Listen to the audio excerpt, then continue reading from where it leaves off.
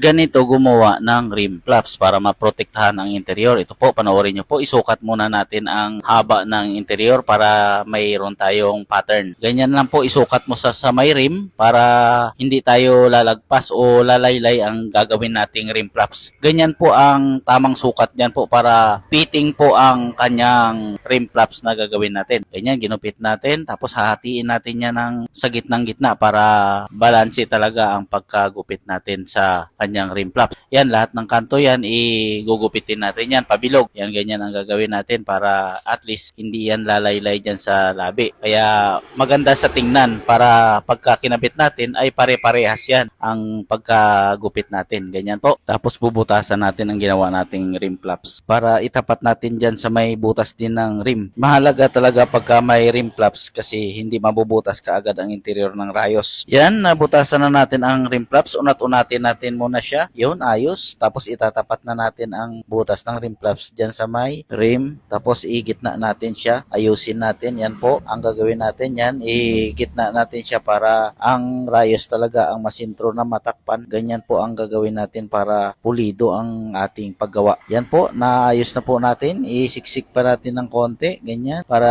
ayos na ayos talaga. At sigurado ako maraming matuto sa ganitong diskarte na paggawa ng rim flaps. Salamat. Peace.